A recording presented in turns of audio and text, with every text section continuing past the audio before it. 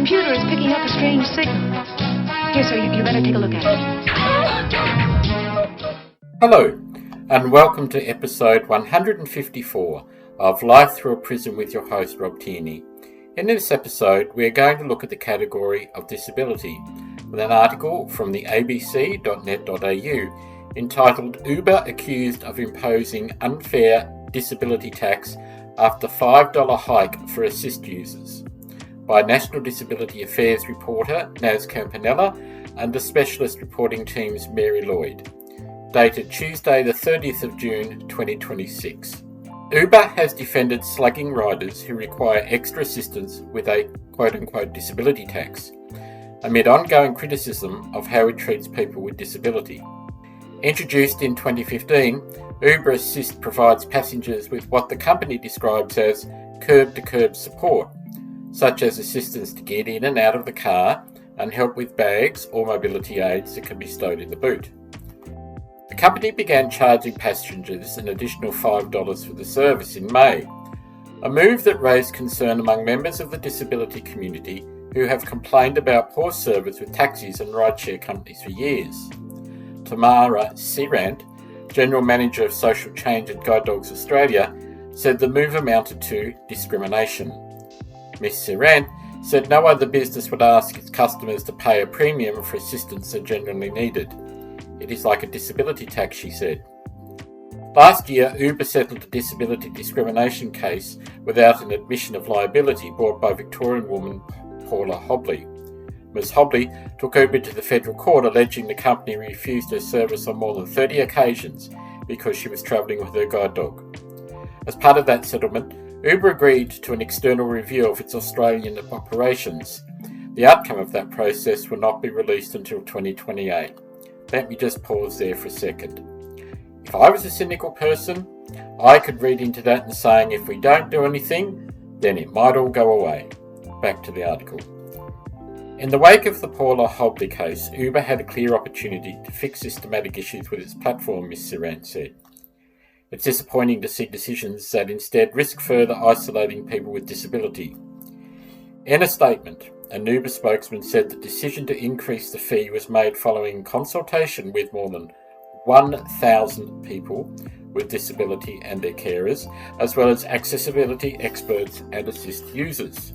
Okay, I need to stop there again for a second. First of all, who were the accessibility experts?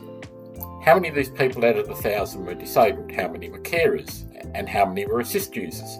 Only out of 1,000. I don't think that's very many. And how many decided not to say anything out of fear?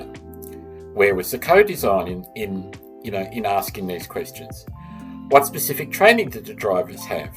Has it been Australian standards, or was it an Uber standard? A small sample of 1,000 does not justify a disability tax. Back to the article. The company said it notified assist passengers about the additional fee via email, and the $5 fee went directly to drivers who were specially trained.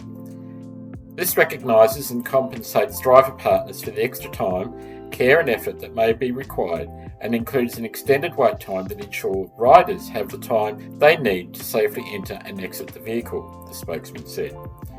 This initiative has already successfully improved overall service reliability while reducing wait times for assist passengers. The spokesman said Uber believed all passengers deserve to move through their community with dignity, safety and confidence. To me that is just whitewash, that is. We're already facing hurdles.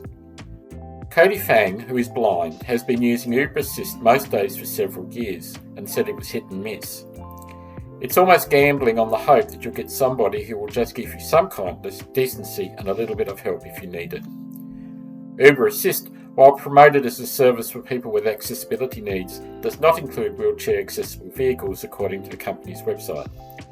According to the website, drivers offering the service have completed disability awareness training modules, and I bet that was online, so they understood how different disabilities could affect riders when travelling, offer thoughtful support and accommodate devices such as wheelchairs or walkers. Mr. Fang said he relied on Uber Assist drivers noticing him because he could not identify his ride when it arrived. The 44-year-old said he had been left waiting for long periods for drivers who found it difficult to find him, and he did not feel confident about the training they'd undergone. Most drivers try to be helpful as they can, but quite often it's the same service as a regular Uber service, he said. Mr. Fang said he had not noticed any change in the quality of the service since the introduction of the additional fee.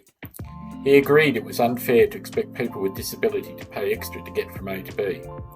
We're already facing hurdles in our lives, he said. We should have the same equal access and experience with Ubers just like anybody else in the community.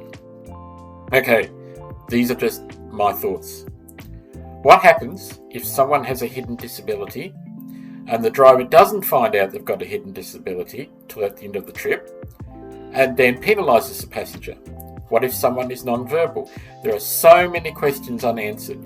I may be cynical in my outlook, but I think Uber has no intentions of doing the right thing. I think they've been caught out and now trying to reflect blame onto the disability community. They're just my thoughts, just like everyone else, and I'm allowed an opinion. The questions just, to me, keep piling up. We'll see in 2028 what Uber has to say.